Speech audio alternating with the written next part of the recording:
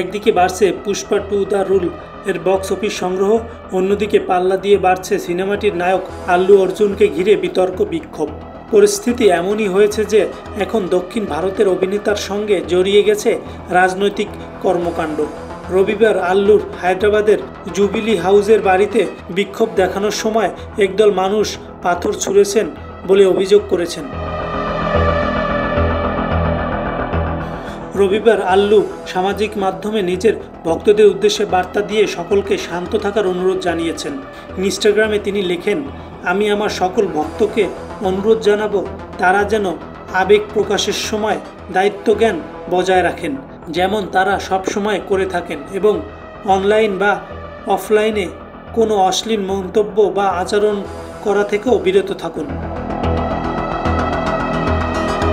শুধু তাই নয়, আল্লু হুঁশিয়ারি দিয়ে জানিয়েছেন কোনো ভুয়া প্রোফাইল থেকে তার ভক্ত সেজে যদি কেউ এমন কোনো কাজ করেন তাহলে আইনি পদক্ষেপ নিতে বাধ্য হবেন তিনি। নিজের ভক্তদের উদ্দেশ্যে তার অনুরোধ, এ ধরনের কোনো পোস্টের সঙ্গে জড়িয়ে পড়বেন না। গত 4 ডিসেম্বর হায়দ্রাবাদের এক প্রেক্ষাগৃহে পুষ্পা 2 এর প্রিমিয়ারে পদপৃষ্ট হয়ে মৃত্যু হয় এক নারীর। তার নাবালক পুত্রও আশঙ্কাজনক অবস্থায় হাসপাতালে চিকিৎসাধীন ছিল। সম্প্রতি জানা গিয়েছে চিকিৎসকরা আশঙ্কা করছেন ওই কিশোরীর মস্তিষ্কের মৃত্যু ঘটেছে ইতিমধ্যেই।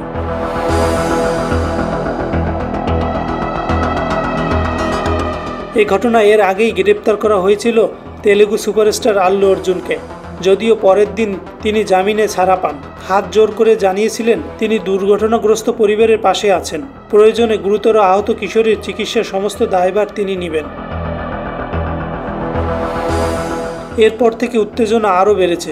রবিবার দুপুর থেকে একটি ভিডিও ইন্টারনেটে ছড়িয়ে পড়েছে। সেখানে দেখা গিয়েছে আল্লুর বাসভবনের সামনে বিক্ষোভ দেখাচ্ছেন একদল মানুষ। চিকিৎসাধীন কিশোরী শ্রী তেজের জন্য বিচারের দাবিতে তারা ব্যানার ফেস্টুন নিয়ে জড়ো হয়েছেন।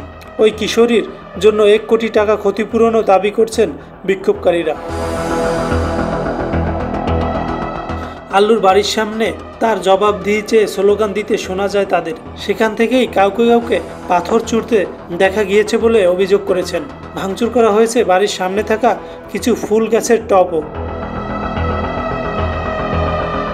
তেলেঙ্গানায় ক্ষমতাসীন কংগ্রেস ছবির প্রিমিয়ারে পদপিষ্ট হওয়ার ঘটনায় নিন্দা জানিয়েছে আগেই।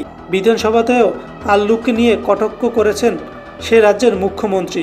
এদিকে বিজেপি ও বিআরএস আল্লুর পাশে দাঁড়িয়েছেন বলে জানা গেছে।